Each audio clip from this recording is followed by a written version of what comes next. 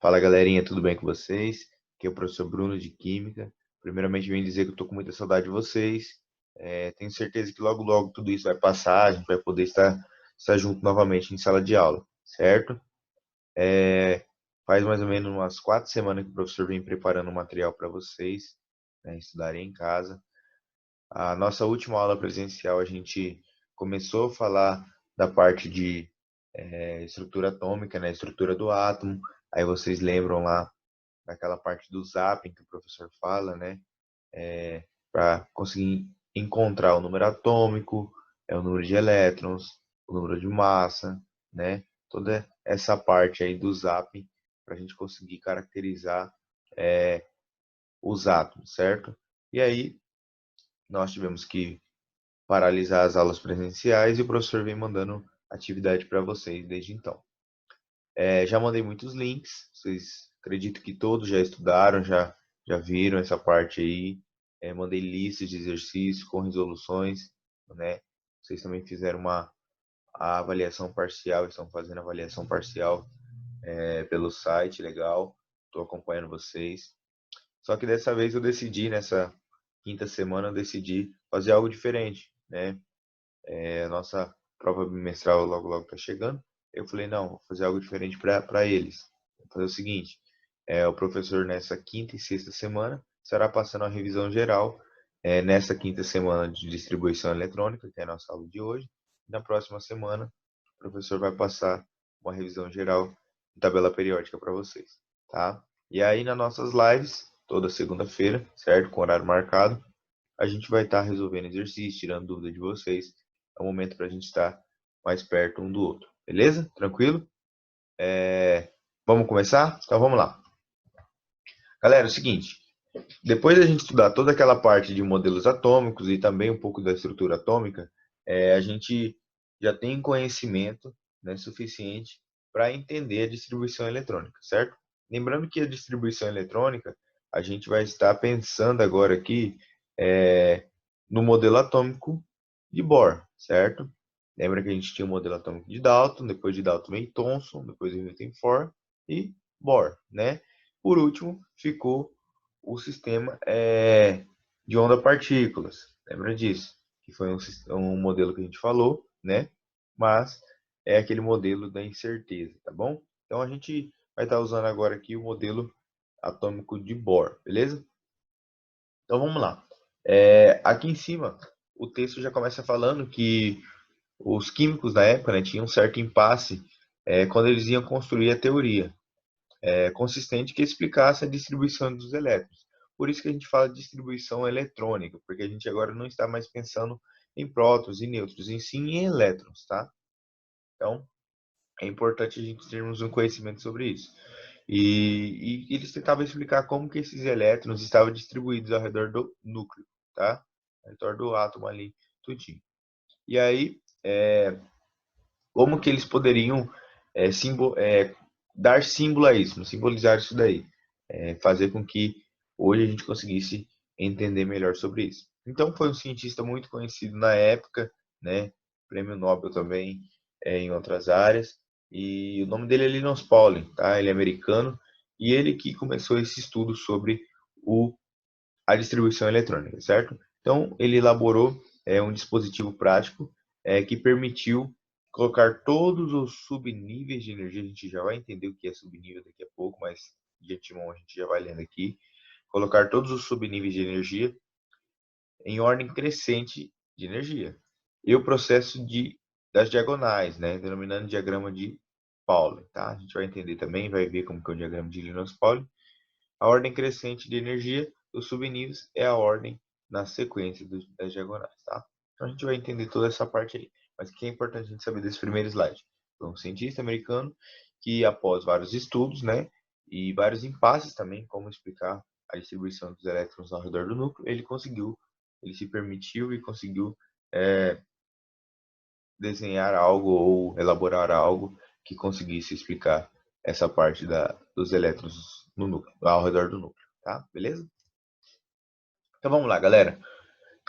Olhando agora para essa imagem aí, a gente já tem noção, né? Você já tem noção e já fala, ó, a imagem aí representa para nós o modelo atômico de Bohr, desculpa, de Bohr. E aí, vocês já começam a perceber, o professor desenhou isso daí no quadro, falou lá dos 7 níveis, né? K, L, M, N, O, P, Q. Beleza, então vamos lá. Os elétrons estão distribuídos em camadas ao redor do núcleo, certo? Admite-se que a existência de 7 camadas eletrônicas designadas essas letras maiúsculas que o professor já falou, K, L, M, N, O, P, Q. À medida que as camadas se afastam do núcleo, aumentam a energia dos elétrons nelas localizados. Então, isso o professor também falou. E lembra que ainda tem a parte lá em que a gente coloca a questão do elétron, do átomo absorver energia, né? Depois liberar na forma de luz, toda essa parte aí, tá? Para esse lado aí, tá? E aí lá embaixo ele fala assim, as camadas das eletrosferas representam os níveis de energia da eletrosfera, assim como o KLMNOPQ, ou primeira, segunda, terceira, quarta, quinta, sexta e sétima camada de energia, tá? Ou níveis de energia, tanto faz. O que eu quero que vocês entendam?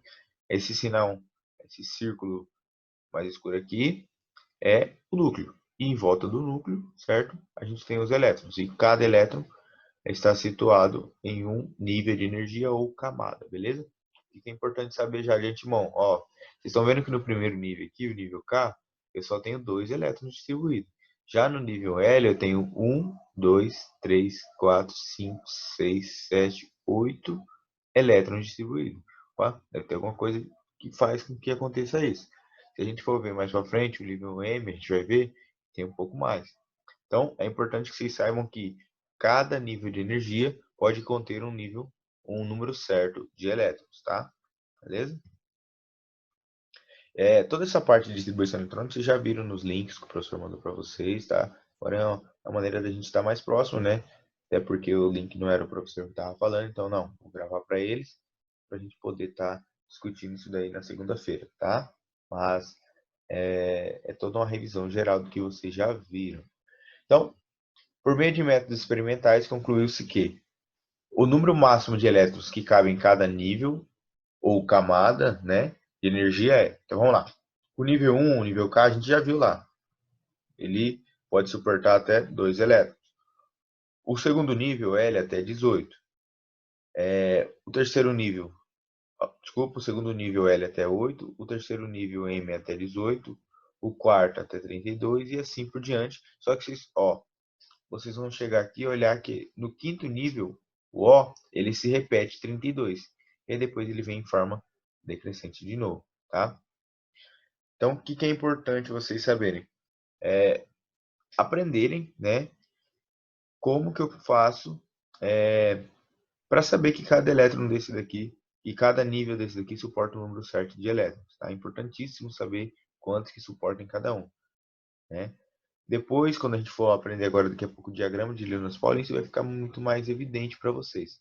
Mas é importante que vocês, de antemão, já saibam que cada camada ou nível de energia suporta um número máximo de elétrons, tá? Beleza? Então vamos lá. E aí, em cada nível ou camada, os elétrons se distribuem em subcamadas. Olha que legal, a gente falou que os elétrons estão em camadas, né? Distribuídos em camadas. E aí, dentro dessas camadas ou níveis, né, a gente tem as subcamadas ou subníveis, tá? Representado pelas letras S, P, D, F.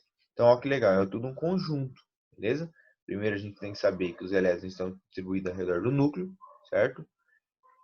Essa eletrosfera, ela está distribuída em níveis ou camadas, certo? E dentro dessas camadas a gente tem os subníveis, tá? Então, é importantíssimo a gente saber disso. Então, o primeiro subnível é o subnível S, tá? Então, pode ser 1S2, 2S2, 3S2. Então, esse subnível S ele pode suportar apenas 2 elétrons. Por quê? Toda vez que a gente for fazer distribuição eletrônica, vocês vão ver que o subnível S pode suportar até 2 elétrons, tá? O P, 6 elétrons, certo? E o D, 10 elétrons. Já o subnível F, ele pode suportar até 14 elétrons, tá? É o subnível que mais suporta elétrons, beleza? Professor, Se eu, por exemplo, na prova ou alguma lista de exercício, colocar que o S é S3 ou S4, você está errado, tá? Você errou.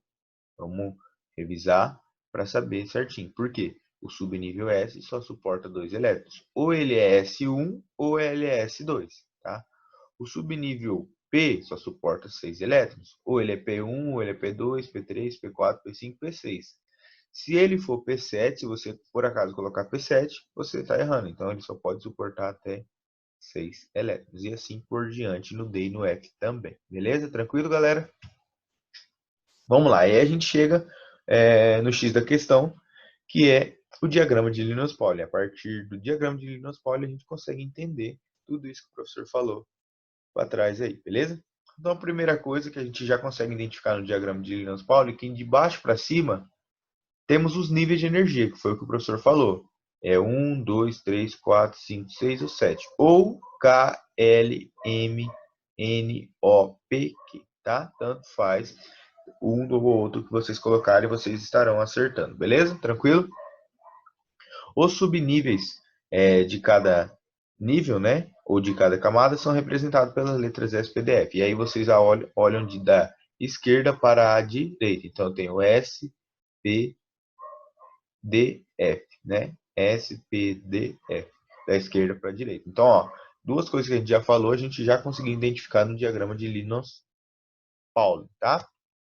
Outra coisa, à direita de cada letra, um número subscrito indica a quantidade máxima de elétrons que esse subnível suporta. Olha que legal, a terceira coisa que a gente já consegue identificar no diagrama de Linus Pauling. Então, toda vez esse númerozinho aqui em cima subscrito, tá? Ele indica a quantidade máxima que cada elétron, que cada subnível pode suportar de elétrons, tá? Quando vocês fizerem a distribuição eletrônica, vocês vão ver que algum número desse daqui, na camada de valência, pode mudar. Por exemplo, o 3p6, a gente vai ver mais para frente, pode ser 3p5, mas quer dizer que naquele átomo ele só precisa de 5 elétrons no subnível 3p, no nível 3 e no subnível p, tá? Então, isso que a gente precisa entender, tranquilo? Outra coisa que é bem importante agora, que na hora da gente for fazer a distribuição eletrônica, isso é o X da questão. Então, vamos lá. As setas indicam o sentido em que o diagrama deve ser lido, uma a uma, de cima para baixo. Cada seta deve ser percorrida até o fim. Então, olha lá, que legal. Ó.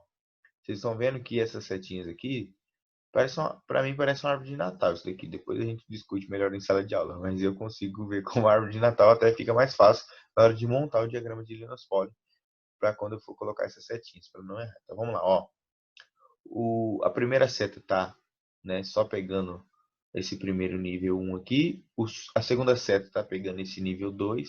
Já a terceira seta, ó, que legal, está pegando o nível 2 e o nível 3, tá? A quarta seta, 3 e 4 e assim por diante. Vocês estão vendo? É muito importantíssimo acertar essa distribuição das setas. Por quê? Se você errar algum nível desse daí, colocar uma seta torta ou, né, passando por algum subnível a mais ou a menos, você pode estar errando a sua distribuição eletrônica quando a gente for fazer exercício. Então, são essas quatro coisas aí que a gente precisa identificar. Opa. Então, a primeira coisa é a questão dos níveis, né, que tem 7 níveis. A segunda é os subníveis, SPDF. E a terceira coisa é a questão dos elétrons, né? Cada subnível comporta o número certo de elétrons. Não pode ter a mais, pode ter a menos, né? Desde que seja de 1 até aquele número que ele suporta, certo? E as setas indicam como eu vou fazer essa distribuição eletrônica. Beleza, galera? E agora a gente começa a ver os tipos de distribuição eletrônica que tem. Na verdade, são dois, tá? A distribuição eletrônica pode ser usada de maneira em ordem energética ou em ordem geométrica, tá? Então, aí depende do que o exercício estiver pedindo e é importante que vocês tomem bastante cuidado na hora de separar ou definir uma ou a outra, tá? Então, a primeira a gente vai ver é a ordem energética. Ordem energética de subníveis obtidas quando acompanhamos as setas do diagrama de Linus Pauling. Então, olha que legal, ele já dá para você. Que quando você quiser fazer a ordem energética, é só você acompanhar as setas, né, que o professor falou do diagrama de Linus Pauling, tá? Então, vamos ver um exemplo aqui. No nosso exemplo, a distribuição eletrônica dos elétrons, distribuição dos elétrons do átomo neutro de ferro, a ordem energética é. Então ele te dá o átomo de ferro, já falo, então é importantíssimo a gente saber o quê? O número atômico do átomo, certo? Então, depois que a gente saber o número atômico do átomo, o que é importante a gente saber? A questão se ele está no estado neutro ou ele está na forma de íons, tá? Só que nesse caso ele já fala que o átomo é neutro, átomo neutro de ferro. Então, se ele fala que o átomo é neutro de ferro, né? O que é importante a gente saber? Que ele tem 26 elétrons. Por quê? Todo átomo neutro, o número atômico ou o número de prótons, que é a mesma coisa, é igual ao número de elétrons, tá? Isso para os átomos neutros. Então, quando a gente faz a distribuição eletrônica, a gente vai lá e segue, né, a setinha. A gente está querendo a distribuição eletrônica em ordem energética. Então, a gente segue aquela setinha lá, as setinhas. Então, começa aqui no S2, depois 2S2, 2P6, 3S2, 3P6, e assim ele se assim por diante, tá? Então lá, 1S2, depois 2S2, 2P6, 3S2, 3P6. Aí depois do 3P6, ele vai lá para o 4S2. E aí, quando ele chega aqui no 3D10, a gente coloca 3D10, só que você vai ver que vai passar o número de elétrons, né? E ele só quer 26 elétrons. Então, se eu colocar 3D10 aqui, ele iria para 30 elétrons. Então, eu tiro 4 elétrons desse 3D10. E ele fica 3D6, tá? Então, é só seguir essa ordem aqui, ou aquela ordem lá, que fica mais fácil a gente identificar. Beleza? Tranquilo? A outra ordem de distribuição do elétron é a ordem geométrica. E nessa ordem a gente agrupa de acordo com os níveis de energia, tá? Então, no nosso exemplo de distribuição eletrônica também do átomo de ferro, né, a mesma distribuição, a única coisa que a gente vai estar diferenciando agora é que a gente vai estar agrupando eles de acordo com os níveis. Então, o primeiro nível é 1s2. Já o segundo nível é 2s2, 2p6. O terceiro nível é 3s2, 3p6, 3d6. Né? E o último nível é o 4s2. Por quê? Olha a diferença. Aqui o 3d6 era o último nível, né? Na minha distribuição. Já nesse caso aqui, eu não coloco ele como último, porque eu agrupo ele todos de acordo com o nível 3. E aí o último acaba sendo 4s2, que é o nível mais externo dessa distribuição eletrônica. Beleza, galera? Tranquilo? Caso tiverem dúvida, vão anotando aí para a gente ir discutindo na nossa live lá. Beleza? Então, agora para vocês saberem, a distribuição eletrônica do átomo de potássio, beleza? O número atômico dele é 19 e ele fala que é um átomo neutro. Então, a mesma coisa. Nesse caso aqui, poderia fazer tanto em ordem energética, tanto em ordem geométrica. Aqui é mais uma maneira da gente notar aquela questão de diminuir o certo número de elétrons para que a gente consiga acertar toda a distribuição eletrônica dele. Então vamos lá, ó. Aqui eu começo com S2, né? Depois eu vou para o 2S2, depois eu vou para o 2P6, 3S2, 3P6 e aí o 4 é 4S2 aqui, ó. Tá vendo? O nível N, ou o quarto nível, tanto faz. Só que o número atômico dele é 19. Então, se eu somar, ó, 2, 4, 10, 12, 18. Se eu colocar 4S2, vai ficar 20 elétrons. Eu não preciso de 20, eu preciso de 19. Então, eu elimino um elétron desse subnível do nível mais externo aí. Então, eu eliminando, eu fico com 4S1. Beleza? Tranquilo? Galera, agora vamos prestar bastante atenção nessa parte aqui, que é onde a galera mais erra, né? É onde a galera tem mais dificuldade aí na hora de identificar se é o subnível mais energético ou o subnível mais externo. O professor pode fazer pergunta para vocês, pedir para fazer a distribuição eletrônica e depois para vocês identificarem qual é o nível mais energético e qual é o nível mais externo. Existe uma certa diferença disso daí. Alguns átomos, como esse primeiro exemplo que eu vou dar, o subnível mais energético é igual ao subnível mais externo. Ele acaba fazendo com que a gente consiga identificar isso. Só que outros átomos, quando a gente for fazer a distribuição eletrônica em ordem energética, pode ser que não seja. Então, tem que tomar bastante cuidado com isso, beleza? Então, lá. Para descobrir qual o subnível mais externo de um átomo, basta observar a ordem geométrica, ou seja, o último subnível dessa ordem. Então, olha que legal, o professor já deu uma dica.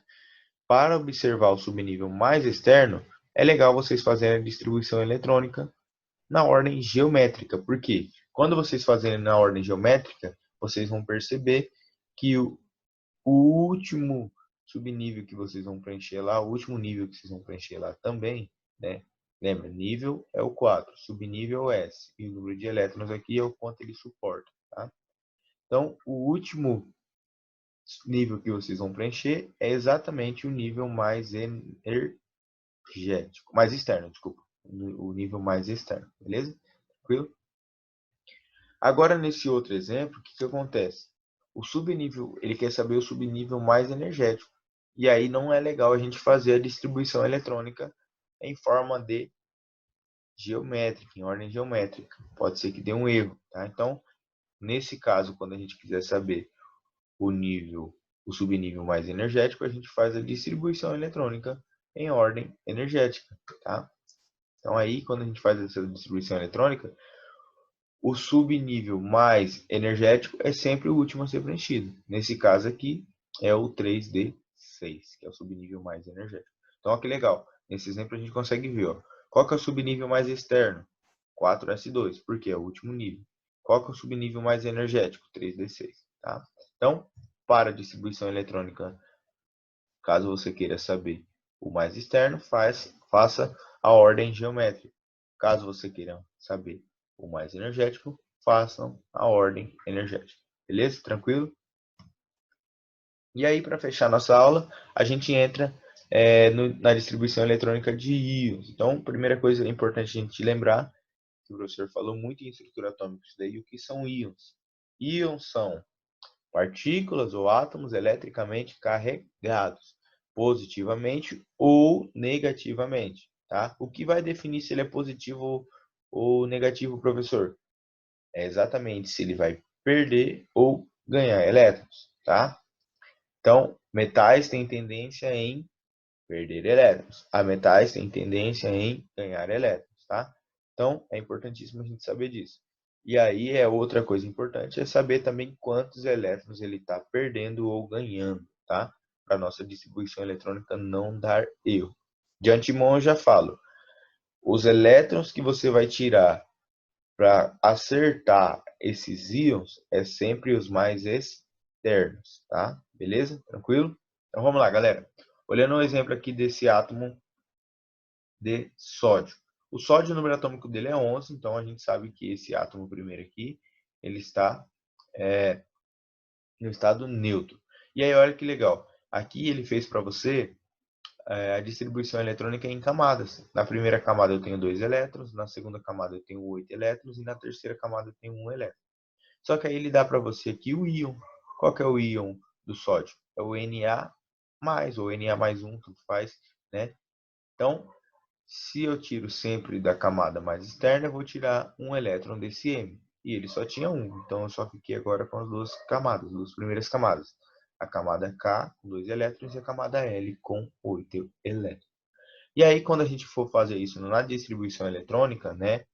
Nesse caso, ele está dando para você a distribuição eletrônica. Não dá para saber se é a ordem energética ou geométrica, porque o número de níveis aqui eu não consigo identificar ainda. Mas vamos admitir que ele está dando em ordem energética para você essa distribuição eletrônica. Então, o átomo neutro de sódio, a distribuição eletrônica acaba em 3s1, certo? Essa é a camada de valência, essa é a camada mais externa, o nível mais externo. Se eu tenho que tirar um elétron porque ele perdeu, eu tiro esse nível aqui. Ele acaba terminando em 2p6, tá? E aí, eu faço a pergunta para vocês. Qual que é o número de elétrons na camada de valência? E aí, a camada de valência agora não é mais o 3, é o 2. Tanto 2s2, tanto 2p6. Então, o número de elétrons na camada de valência é 2 mais 6, que é igual a 8, tá? Beleza? Lá na frente, quando a gente for estudar ligações químicas, vocês vão entender essa parte aí, por que que a camada de valência sempre, quando está em ligação química, termina com 8. Não sempre, mas na maioria das vezes tem que estar com 8, tá? Para ligações iônicas ecovalentes. O outro exemplo que ele dá é do cloro. O cloro é um ametal. Se é um ametal, ele está lá na família 7A, que a gente vai estudar tabela periódica mais para frente. É importante a gente saber que ele tem que ganhar um elétron. Ele sempre ganha um elétron. Então, mesma coisa. Faço a distribuição eletrônica dele em camadas. Eu vejo que a última camada tem 7 elétrons. Se ele está ganhando 1, ela vai ficar com 8 agora. Tá? E a distribuição eletrônica em ordem energética, né? A última camada dele lá, ele tem 7 elétrons, então olha lá, ó, ele é 3s2, 3p5, certo? Só que ele ganha um elétron na forma de íon, então ele vira 3p6. Professor, eu não poderia colocar um elétron aqui no 3s2? Nunca, nunca, nunca. Não faça isso, não, o professor chora, tá? É sempre no nível mais externo, beleza? Tranquilo? A mesma coisa para o átomo de ferro aqui, e aí vocês vão observar que eu posso ter ferro 2 e ferro 3, tá? 2 mais e 3 mais. Então esse perde 2 elétrons e esse perde 3 elétrons. Depois vocês param para observar isso daqui e entender. E caso tenham dúvida, manda para o professor na live lá ou chama no chat. Galera, então foi isso a nossa aula de hoje. Espero que tenha ajudado vocês esse resumão aí sobre distribuição eletrônica. Muita gente tem dificuldade porque é quando a gente sai daquele nível, a gente está saindo, na verdade, né, daquele nível macroscópico dos inícios do nosso bimestre e começa a entrar esse nível microscópico aí depois dos modelos atômicos. Então é importantíssimo a gente identificar esses detalhes, esses pequenos detalhes, né, essas particularidades de cada átomo ou de cada tipo de distribuição eletrônica para que a gente consiga ter sucesso aí mais para frente, beleza? Então, novamente, venho dizer que eu estou com saudade de vocês. Na próxima segunda a gente se encontra, né, ao vivo na live lá. E espero que vocês refaçam os exercícios, quem não fez ainda, ou quem já fez e quer refazer, refaça, né? E venha com dúvida na segunda-feira. Na próxima semana vocês vão receber outro vídeo igual a esse, só que falando de tabela periódica, que creio que terão mais dificuldade. O professor vai ensinar uns macetinhos bem legais para vocês conseguirem identificar os átomos na tabela periódica, tá? Beleza? Grande abraço, bons estudos para vocês. Até mais.